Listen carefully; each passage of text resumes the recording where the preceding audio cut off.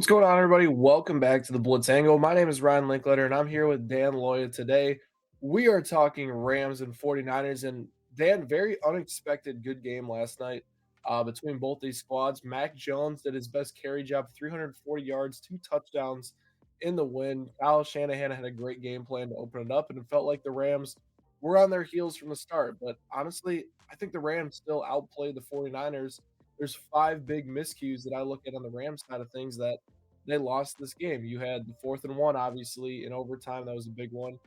You had the Kyren Williams fumble on the 1 yard line. You have a Blake Corum fumble in the red zone. You have a missed PAT and a missed field goal. In both the Rams' losses this year, it seems like they lost in similar fashion. They kind of beat themselves. What were your Yeah. thoughts on the game, Dan? Yeah, man. I mean, first off, this is why we watch, man.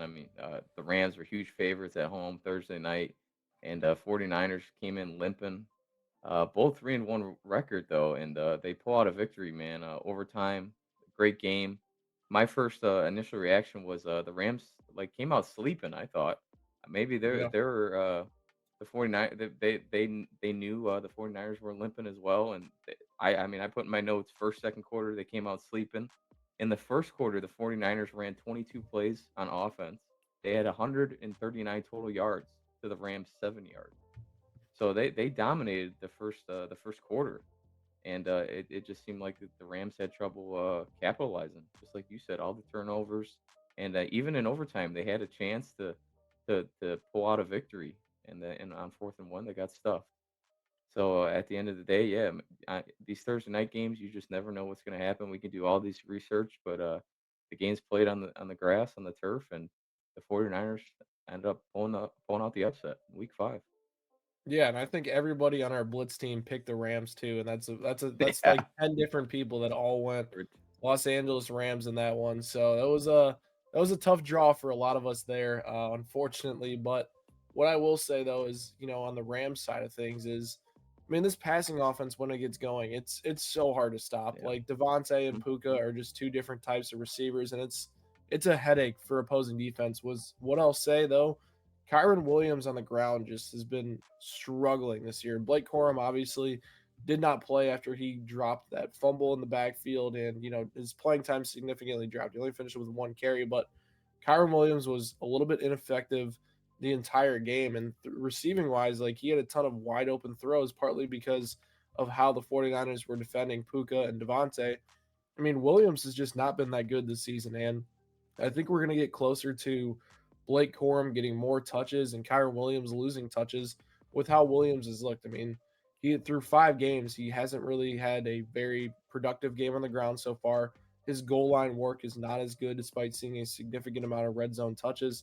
Kyren Williams is what this offense needs to continue to go. And I know that they have a great passing game. They have the elite weapons surrounded by Matthew Stafford, but a Sean McVay offense relies on a key ground game in order to be successful. Dan, are you worried at all about this running game? Um, I wouldn't say worried about it, but I think Williams definitely has a fumble problem he's got to fix because he fumbled twice in the playoffs, I believe, in the divisional round against the Eagles. The Yeah. Eagles were able to punch it. Yeah, the Eagles were able to punch it out, and then last night you can't have that happen when you're about to score. And the rookie made a great play. I believe it was Alfred Collins from Yeah. Indiana or Texas, one of the two. He went to But Texas. yeah, okay, yeah, big D tackle. So yeah, he's got to address those fumbles and then obviously Blake Corum too. The Rams are finally putting together the drive early in the game and simple pitch play, and he just didn't look the ball in. You just can't have that. Can't have those mistakes even against the banged up 49ers. This is the NFL, and they're gonna make you pay.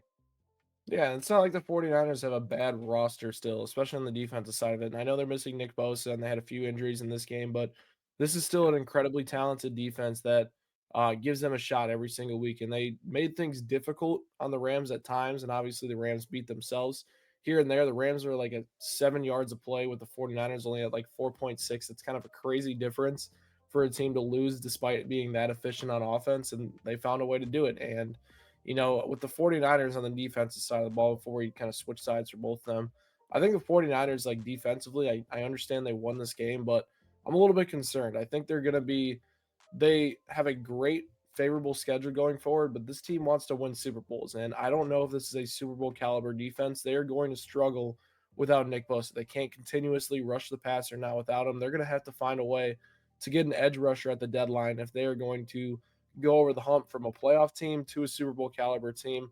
What were your thoughts on the defensive side of the ball for the 49ers? I mean, overall, I thought they played well. They played tough. We knew they had trouble uh, rushing the passer, and I said somebody needed to step up. And the one guy that they do have is Bryce Huff. Bryce Huff, former Philadelphia Eagle, New York Jet. He had one sack on the night, but other than that, Stafford had a lot of time, and he was able to dice up the secondary like we talked about in the preview. So yeah, they definitely need to address the pass rusher, whether that's a free agency or trade. They need to get better at that because Salah, he historically his scheme he doesn't blitz a lot, and then I did notice he started blitzing corners off the edge just to get some sort of pressure. So I think he'd rather not do that. So they definitely got to address that pass rush situation. Yeah, it'll be interesting to see how they navigate it. Let's flip the side of the ball Yeah. on the 49ers on the offensive side of things. Listen, their passing game was incredibly efficient despite being down Pearsall, Juwan Jennings, Brandon Ayuk, George Kittle, all missing in the passing game, but it didn't matter because Kyle Shanahan can basically scheme open me and your mom's grandma or whoever. Like he could scheme up whoever basically. True. And it was Christian McCaffrey early on in the receiving game. Then it was Kendrick Bourne mixing Jake Tungus here and there. Demarcus Robinson had 2 good catches or 3 good catches.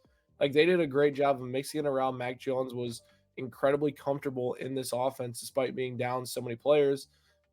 Like it was very impressive what I saw from Shanahan. And I think people that are like, Yeah. oh, Kyle Shanahan doesn't win the big game. Oh, Kyle Shanahan is this, blah, blah, blah. I mean, the guy can scheme open anybody, and that's exactly what you want from a coach. And if the 49ers were to let him go without, the playoff success, and obviously he's had playoff success, he's been to Super Bowls, he just hasn't gotten over the hump. But like a team would scoop him up really quickly. It's almost similar to like an Yeah. Andy Reid situation in Philly. Like Philly let Andy Reid go, and now Andy Reid might be one of the 3 best head coaches of all time with what he's done in Kansas City. I feel like it's a similar situation there with Shanahan, and now he has this guy Robert Saleh back. So it's like you have great coaching in San Francisco, and this is what you get with a beat up offense is they can produce like this. What I will say, the biggest concern, this team can't run the football anymore. McCaffrey, 22 carries, 57 yards, 2.6 yards per carry. That's not good enough, Dan. And it's been pretty similar throughout the entire year. Is that this running offense can't continue to produce, and it's in large part due to this offensive line. How much do you think this will be a factor going into the rest of the season for the 49ers? Man, I mean, I think eventually, well, I don't know if it gets any better, but the 49ers keep finding ways to win. I mean, Mac Yeah. Jones, incredible game, 342 yards, and if you notice, I mean, they're just using like the passing game sort of like a run game, Yeah. Mac Jones, 49 attempts, average depth of target. I mean, it was like, yeah, 7 yards per attempt. So he's not throwing very far, and he's just dinking and dunking, and he's finding holes in the defense. So as long as you have 23, the 49, like I said, they're going to be okay. He's the key to the offense, and he's going to get a lot of, I mean, 22 rushing attempts, 11 or 9 targets through the air. So as long as they have him, this offense is going to continue to move the ball. I mean, heading into this game, they're fifth in yards, so it's still a strong unit on the offensive side, even without 3 starting wide receivers, missing offensive linemen, missing their starting quarterback. It's incredible, and just like we talked about on Monday, how we saw Zach Taylor struggle against Denver. Like this is a perfect example of how it's supposed to look. Like Yeah. they're missing so many starters, and Kyle You just Shanahan. made a great point though about Zach Taylor. This is why like some This coaches are just not cut out for it. Exactly. This is I look at Kyle Shanahan. I mean, I remember on a Thursday night he made Nick Mullins into a star against the Raiders one game. Nick Mullins was being compared to Brett Favre one night because it doesn't matter who his quarterback is, he's going to find a way to move the ball, and he's a genius on offense, and this is exactly how it's supposed to look. You don't have your starter, you're a great coach, you find ways to win in this league. So he's a great coach, and hats off to Kyle Shanahan. Yeah, and then on the Rams side of things, the defense. I mean, their pass rush got there a handful of times, but it necessarily wasn't as big of a factor as we expected. So the 49ers in terms of pass blocking, they're still okay in that metric. It's more of, the run blocking that this unit needs to Yeah. perform. But I'll say this though about the Rams secondary: if they're not getting home, this unit is easy to expose because their secondary is not very good. I like their front seven. I think their front seven's very good and they can stop the run. But if the Rams pass rush does not get home, the secondary can't cover long enough for them to be successful. And we kind of saw it with Green Bay against the Cowboys. They didn't get home in terms of pass rush against the Cowboys, and you look what happened. Cowboys put up a 40 spot, and the Packers secondary was cooked the entire game. Similar story with the Rams in this one is, not great pass rush in this one, and then the secondary gets absolutely exposed. So when you are going to go against a Philadelphia, when you are going to go against some of the top teams in the NFL, even like a Tampa Bay for Los Angeles, like these teams are going to be able to throw the ball if they can just pass protect long enough. And that's very concerning for the Rams' long-term outlook this year is if they're not getting home, teams are going to be able to take advantage of that. And the biggest down in the NFL is third down, and that's where it comes into play most. If it can keep Matthew Stafford, Puka Nacua, and Devontae Adams on the sideline longer, then that's a big concern for me. Are you worried about this Rams secondary at all? No, I think they'll be okay. I really think just Kyle Shanahan and McVay, they know each other to a T, and uh, Shanahan knows McVay's weaknesses on defense, and it's just the rest of the league doesn't know how to take advantage of it because Shanahan's a genius. So he just uses a lot of motions. If you notice, I mean, he just put a lot of pressure on like the corners and the flat, the linebackers covering the running back out of the flat as well. So he just knows that just little things that he knows how to just screw up the defense. Just little alignments, little emotions, and just the rest of the league can't take advantage because they just know each other so well. They're with each other in Washington. They came up together, but yeah, I think the Rams defense is still a strong unit, and I really think they were kind of sleeping at the wheel the first definitely the first quarter, but Yeah. they started to wake up, and it was just too little, too late. So I still believe in their pass rush. The 49ers also did a good job, like a lot of screens, and they also moved the pocket as well, if you notice. So that's how you kind of you do you kind of like defeat a quick pass rush, quick passage, screens, and move the pocket. But overall, I'm not too worried about the Rams defense. Yeah, I think they'll wind up being okay. I think this is a top 10 Yeah, unit in the NFL for sure. The pass rush had a down game. I think they'll bounce back next week, but we'll see long term what this Rams team does. This is a team that easily could be 5-0 right now, but they're 3-2 because of the miscues that they had. Let's talk about the final thing, probably the biggest headline from the game. The 4th and 1 call. Actually, you know what? Before we go into the 4th and 1 call, the Rams special teams now, it feels like it's lost 2 games. Block kicks, all the above, Josh Carty just missing kicks. Like I think that's special huge. teams is such a big part of this year, especially with the amount of blocks we've seen, the amount of returns we've seen. Special teams is going to play an even bigger factor in the postseason than I think it has in the past. If the Rams can't clean this up, Dan, that could be their biggest weakness. Not their secondary, not Kyren Williams, their special teams, who is now kind of responsible for 2 losses at this point. Yeah, no, I agree. And I mean, at one point they showed the kicker Cardi missed a field goal, and McVay on the sidelines looked like he was going to cut him on the spot. So I wouldn't be surprised they bring in a kicker, but they have to address like their protection because even It's on that last horrible. yeah, even that kick that go into overtime that he made, they got in again, and it looked like they were going to block it. So there's The something going interior on part there. of that group is not Yeah, blocked. There's they some have guys on that left side of the line that just are not doing their jobs.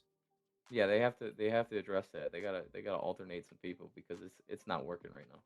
No, it's not working at all. So the Rams need to make some adjustments on special teams. Let's just say it can't get much worse than they've showed through 5 weeks on that side, and it's contributed to 2 losses now. So Sean Yeah. McVay is going to have to figure that one out in order for them to win some games. But Sean McVay himself, the 4th and 1 call, halfback dive. Sean McVay was a big advocate against the tush push, calling it a rugby play. I'm not a fan of the tush push at all.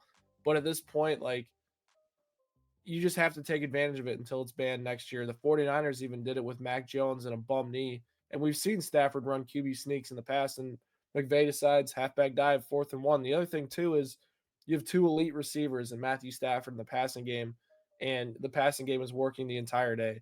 But they went with the one thing that wasn't working well, and that was Kyren Oh, Williams. yeah. I mean, I think Sean McVay is a great play caller. I think his biggest limitations are on 3rd and 4th and short. We've seen now through 5 weeks that he continues to kind of have a very simple game plan during those downs, and they continue to get stopped. And it can be simple, like we see the Eagles run simple quarterback sneaks, and it works the entire game. But right, the Rams need to find a way to utilize their wide receivers more on third and short, whether that's a Puka Nakua sweep, whether that is getting either of those guys like their goal line play that they had where Devontae Adams was basically a design blocker for Puka to score a touchdown. Like that was great design. Have those Yeah. type of plays in there on short, or just run a sneak with Stafford, because Stafford ran sneaks basically in week 1 to open the season. We were all worried about his back, and McVay wasn't. Like those are the better options than Kyren Williams, who is not super efficient and has been struggling so far to start this year. What are your thoughts on it? I mean, I love the 4th and 1. You got to go for that. You go for the Yeah, win. You don't absolutely. want to go for the tie. Yeah, that's what I was wondering because are they is the media, national media, like It's making more fun of of the them for play. not I kicking the mean, field like goal? some Yeah, people, it's just the play call, right? I think there's a minority that were like, "Oh, they shouldn't have gone for it. They should have taken the points." But I think a majority is worried about the play calling. Okay, yeah, no, I agree. I don't agree with the call at all. Uh, I like I agree that they went for it, but yeah, you can't just run a halfback dive on 4th and 1. Just the 49ers defense is they got a bunch of run defenders. All their defensive linemen is they can stuff the run. They even ran right towards the rookie from Georgia, Williams. So he's a great run defender. Their weakness is pass rush, and you just kind of helped them out on that 4th and 1. So just put the ball in Stafford's hands. He's got two great wide receivers. Just give him a chance. But even like after the game, I mean McVay's sick right now because he's after the game he said, "quote It was a bad call. It was a bad call by me. I'm sick right now because I put our players in a shitty spot, and I've got to live with that." End quote. So last night he probably had trouble sleeping. He knows it was a bad call, and it cost them a victory at home on a short week. So they'll bounce Yep. back though. They'll bounce back. Yeah, I think they'll be fine long term for sure. Yeah. We really appreciate you guys tuning into this episode of the Blitz Angle. Drop a comment down below what your thoughts were on Thursday Night Football. Make sure you hit that subscribe button for more Blitz sports media content. And me and Dan will catch you guys next time.